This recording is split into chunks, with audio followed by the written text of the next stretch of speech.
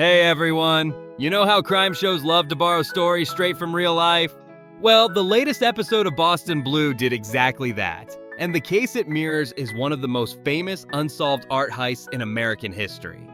In the episode, Suffer the Children, Detective Danny Reagan teams up with Lena Silver to reopen a decades-old museum robbery. The fictional Rose Hawthorne Museum gets hit by thieves dressed as cops, which should sound familiar if you know anything about the Isabella Stewart Gardner Museum heist. Just like in real life, the thieves pretend to be police, get inside, and cut priceless artwork straight out of their frames. Danny and Lena finally get a break when a man named Andy Gosher Jr. comes forward with information.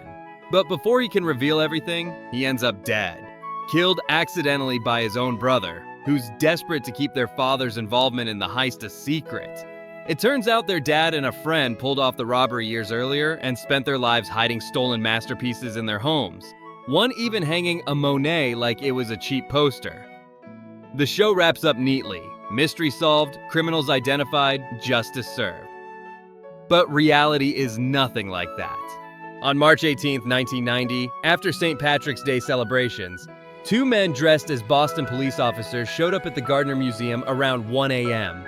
The guards let them in, and the thieves tied them up and spent the next 81 minutes stealing 13 pieces of art: Rembrandt, Vermeer, Degas, Manet, with a combined worth of about $500 million.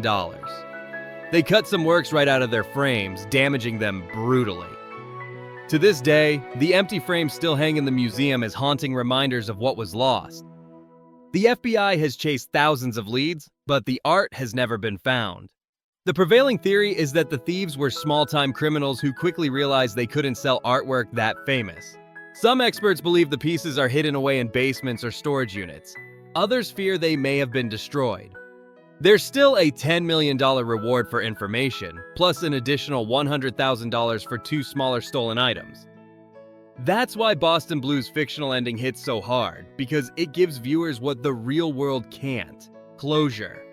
On TV, justice comes in an hour. In real life, Boston is still waiting, the museum is still hoping, and 13 masterpieces remain missing. So what do you think happened to the Gardner Museum artwork? Drop your theories below.